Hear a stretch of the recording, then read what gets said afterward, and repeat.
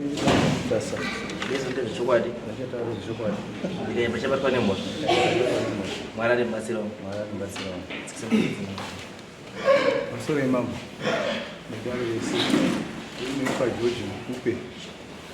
Now I am going to have Mambu. Onzi Akaita Munamato. July. Isirima days of a daddy repository, Purota Sabu. Buddha now I put it around the Sugaris Ranak. The chair it was down to Manakwenda Musanga. I was motioning on no for no JK Sub one, another one or if around my shop zipper. The she is nature and I got around the that the was good in Angas. It was all we done. The not profiting. The beers, the Rudu is one more road, Imagina. Nimiteru mimi ndazazara mapanga rubairwa munyonde satashipana dzidziso midare meeting yo tapedza meeting yakamupera kavhara musatwendi totakazorwa soko akakutobuda kunomwe aiyo pakameeting pamakaita paya mwakanga anga asimu angari mumurume wacho meeting dai mai ndio wakazonga wabvunza azi wakazobvunza kuti ambotaura nyaya yekuti mambiya nini ndiani saka murume wakataura kuti ndimukubva wadaro zvataurika kudaro mai ndipo wazakabva watoda kuti mukubva wacho kuda kuvhara urombwa hwake urikutaura akutaura mumba nini achitaura mushando waripo urombwa ndo akuvhara urombwa hwake wekuti mbiya dzadini kana dziri mbiya dziri muchii uye kumasuro uko ndakatomurota ndikamubangukira munamato saka makaona imba dzake dzakadi dzakatsva imba dzakatsva muswa muna Novemba twazinkunamuna yakwemvura muna December yekupremier kumunda yakatsva kusina mvura yanayo kando yakupinda ikauya vana sabhuku vanaombowo nemapurisa ipapenaro tikadeedza vanhu vakatarisa Saturday Sunday tikaenda kuchechi tikadzoka kuchechi tikapfuura kuenda kwaDC kumba yakwaDC tikasiya mudzimai komanda wari kuda kutifenza pamba ndichidzoka kumunda kuvakomana vashanda kumunda same Monday iyeyo ndo kwakanaya mvura kunoko premier kwacho neuko mvura yakanaya musoro panga ndoti ndotiri uku vakomana vanogeza mutaka vobva mumira kuita basa kwakwakunaya kundazofonera mudzimai kumba kuti ndichakwanisa kudini kuuya kumba kudzoka kwaDC mvura inaya kunoko vakomana vanonoka kupedza kazi motodaro kunokudini kumba kwarwa kuti chii neMheni ndipo ndakazofonera munina uri kulenzo kuti chamwari uri pai ndiyo akazomhanya kumba kuchori kuzoona kusvika kuti ndozosvika asvika kumapast 10 kumba svika ndiona ndio mamiri akaita zvinhu imba yakandorohwa indorohwa mabedrooms kumudenga chitovhurwa nekutema yese kutendera right round paDC iuko yakandorohwa yakapinda nepasi ibva yaenda kubatidza chipisa zvese zvakatsva zvinhu tikazopwanya umba kuti tione kudzima moto mukati mwanonga saka zvadaro ndozozwa kuzi mai Nensi nyakudya ndiyo akataura kuti ndini ndakamwakira munamato ndamurota imba dzake saka dzakatsva wakaromba ndotoziva nekwakari kwakaromba ndio nyaya ndaya naye mudare Nensi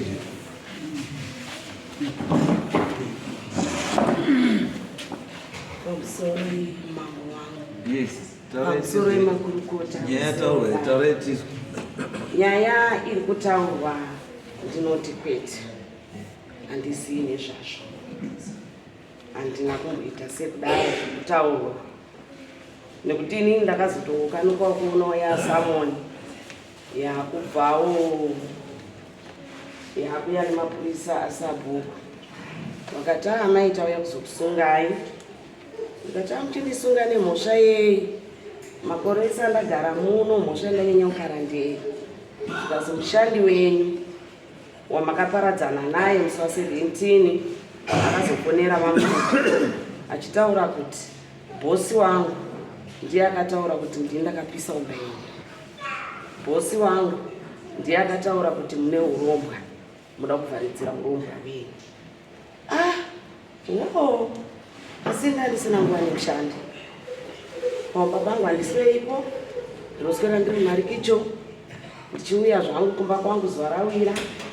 Nguva yandakazoona kutaura nemwana uyu ndeipi, uye mwana uyu handina chandakamutatsira. Mwedzi wake wapera 4 days off achienda akataurawo Shari ari pani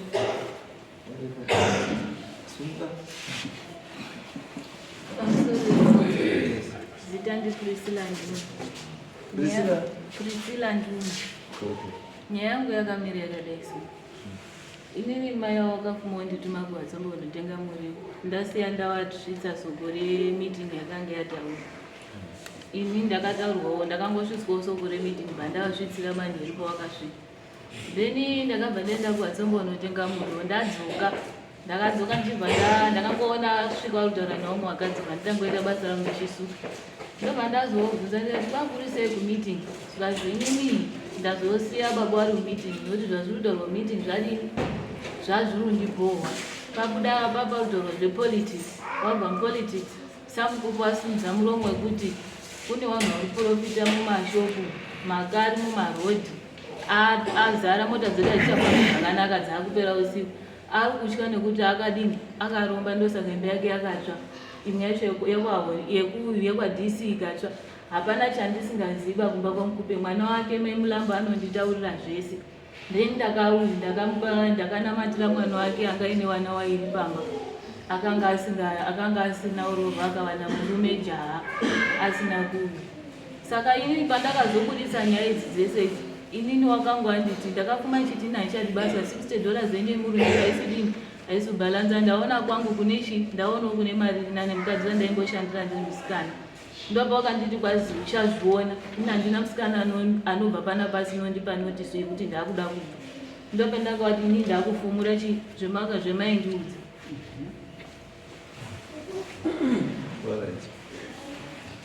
mai ndogo wacho uri pamati yakutaurira mai Mulambo meMulambo wacho iwo aitara kuti kwazi mwana wasamukupe meMulambo wacho uzipi mai Mulambo waenda kusangano tinatoziva kuti uri involved munyaya ndiyo niyeni ndiye akatonaka mashoko achiendesa uku kazi ndiye anotaura zvese neurombo wababa wase but mimi kuti muprove kadai sikuona one way muprove nyaya kuti munhu akaromba here kana kuromba handiti ndiye kumapostori kana kung'anga then muprove kuti bamba wakaromba here kana kuromba because ingai there's no way yatokwanisa kuiprova kuti zveishuwa zvokutaura ichokwadi here kana kuti manyefu and hatina proof yekuti zveshuwa mheni yakarohwa ikoko imheni yamadzimai because haina kuleburwa kuti ndi yamadzimai indiyani ndo zvaduta mai. So it becomes very difficult tizo kuti ndiyo here yakarohwa kana kuti hacho.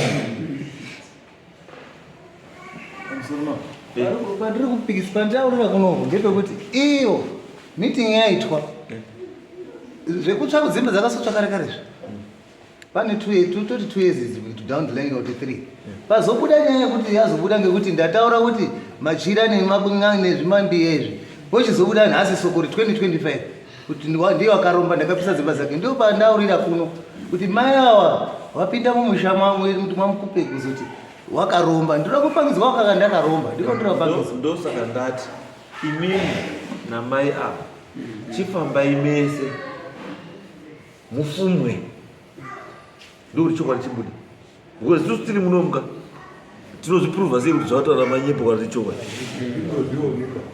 hatizvoni. It's your word against your word. It's your word against your word. Kuti titi wakaromba here kuti hauna uyu ndikati wakaromba here uyakati hongu tozviprova sei. Saka handiti ngezvako to prove yo kuti zveshuwa ndruzi ndakaromba namai ava tokupai munhu wekuenda naye kwamuda kuenda tokupai mupurisa kuti mboni kuti makaromba zveshuwa here hamuna then kana mazi hamuna kuromba then taane zvekutaura namai ava ndana murisukudza muruti inini naurwa ikutaurwa ndiri kuramba ndichiramba handina kutaura mashoko evanhu nekuti ndane nguva ndine vasikana handikwanisi kutaura mashoko akadai nemwana uyu uye zvekuti uchazviona ndakaonekana naye zvakanaka, ndikamupa mari yake zvakanaka. Mwana wangu, mari yako iyi. Mwana uyu rega nditendere nditaure zvidimbu zvidiki. Mwana uyu chakaita kuti asuduruke mumaoko angu kuti azotange kugadzira nyaya dzesidzi. Mwana uyu rega nditaure ndichiti ane dambudziko rainaro diki, handisi kuprofita, remuromo wake. Izvozvi ndine nhaurwa dzeuroyi hwanambuya wake wasikatofambi, mai vake vairarwa nehanzvadzi yake. Inini ndiri kunzi ndakadya mwana wemwana wangu akafa 6 years ago. Ndiye akataura nemuromo wake akati kubhuroka kwaita zveshuwa ndakabhuroka zvikanzi wanga ine makitsi awaichengeta, ende kitsi wangu iye ndaimuchengeta kumachaina uko, ndakamupiwa nevarungu wangu andaishandira. Kitsi iye akaziva kuti sei wafa. Musi wataura nyaya dzake mwana uyu ndiwo musi wandamupa mari yake. Ndakabuda panze ndikapinda mubedroom ndikati Mwari ndibatsirei, mwana wedu egara naye zvakanaka, handisina kumupindura zvakawanda. Chandakuita ndechekuti mwana wangu akaitako, ini ndingawengana nemukwasha wangu, ini ndingawengana nevamwe wese ukama. Saka pakazoti iye aenda after 5 days ndopo wakazofonera mukwasha wangu aibva achimutaurira nyaya dzesidzi. Ndikazosvika pakutaura nababa ndikati, baba, ndandichitarisira kuti paukama hwedu mukwasha wangu uchauya. Ambuya ndanzwa kuti zvakati todana mwana uyu. Ndo mashoko akandiudza kana nhasi ndine vanhu vandakataurira musi wacho. Ndikaudza ndikati mukwasha mwana wedu ane 6 years asi zvese anozviziva. Nakitsi waasikaziba zvese anazvouya. Ndati ndizvitaura ndasikadi kuzvitaura aba. Asi sekuti ndandiri munhu akazvininipisa ndaimubata zvakanaka mwana uyu. Zvekuti $60 yari kutaura manyepo ndinopika naJehovha Mwari wandinonamata. Manyepo mwana uyu. Kwese kwatoda kuenda ngatiende. Kana zvemheni izvo ngatienda asari. Ndinopika naJehovha mupenyu wandinonamata kudai. Baba wandaigara nawo zvakanaka mupremium 15 years, it's not a joke. Nhasi unondotumira mheni, nhasi unondotaura urongwa hwake. Vakatombondichengetawo sambuya wake ndikatomboshanda mumunda make. Ndakarega ngei kuita maminana iyoyo. Ini ndoti ndoswera izvozvi zvichembere ne 49 years ndiri kuchera nepiki kudai kumarabhu kudai, ndoswera ndakunotora uromba hwekutora mheni yekukomborerwa nashe mwana wangu. Mashoko akandirwadza. Ndikati iwo wakuziya kufa kwemuzukuru wangu ane 6 years ari pasi apa. Makitsi andaichengeta pomba panapa andakapiwa kumachaina kwandaishanda. Pakatorowa mheni mukwasha akatiwa yakandiudzawo akati, mbuya zvatatafa tese natete wenyuko. Ndikati ndachatoziva vanhu ndomuka usiku hwemangwanani ndichienda kumachaina ende ndandakakangana nezvazvo. Mwana uyu anoziva history yemupremium waigara nehanzvadzi yake. Aigara nehanzvadzi yake nemachengetero andaendi kuita nerudo. Ndakasvika pakunotenga Zambia. Mwana wangu, Zambia iyi zvendiri kukupa Zambia iyi, inini washandi wese ndakaenda kuworkshop yemushandi nemushandiri. Ndakanzi mushandi mubatise mwana wako. Saka Zambia ndikunosonesa hembe kana baba ndikupurira vashandi wangu wese notengera hembe. Ndinotengera chandazwa kuda. Ndakumurongedzera mari yake musi wa 16 manheru. Ndaida kuti adzokere kubasa. Akantaura muromo kuti mama, Zambia ramakanditengera hanzi makandipikira mhiko. Ndikati mhiko yendoda kupikira ndeiko? Usashora kaupostori wangu. Mhiko yendoda kupikira paZambia irongerei? Akataura muromo kuti mama yekuzi ndigare pano. Saka pandakaona mashoko ari kuwanda izvozvi nemwana wangu hatisi kuwirirana. Akasvika pakunoudza futi mwana wangu kuti mai wako akakuisira mhiko yekuti kicheni yako isapfumbire dai, asi izvozvi mwana wangu tone business repamusoro-soro. Ndikati iye mhiko yandaizoisira mwana wangu iye mukwasha wangu kutoendera mberi nemhuri yake. Saka takadhiwaniswa musoro tese, mukwasha nemukwasha wakaroora dangwe rangu naiye mwana uyu. Zvekumba kwawo zvakawandisa. Dai kwako kuti nhasi hama dzawo dziri muno kana hanzvadzi yachaisimuka ichitaura kuti chokwadi tatambura naye mwana uyu, asi ndandichimuumbiridza pachikristu. Mwana wangu gara ndikuchengete zvakanaka. Chite zvatotaura. There's no way yatokasaprove. Zvakataurika but hatikwanisi kuzviprove. Saka imi kuti muprove chinji. Endai mumapostori yamuda kana ngangadza muruda. Then mozodzoka kuti maonei. Ndiri kana maoneko then we are able to charge. Inyaya kuti ijeke. Wekwamukupa hamuna muno. wakazwa soko irerere kuzi kuromba vanhu vese wakadhrowa attention kwaari kwese kuda kuzwa kuti zvakamira sei.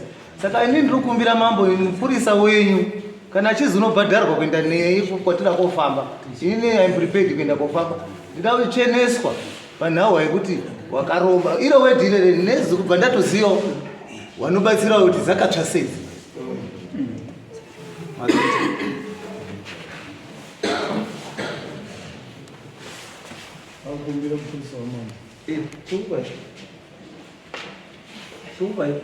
Kana zvitendewa mangwana chaiwo anoedzana totobva tatoenda simbi inorohwa ichapisa ngokuti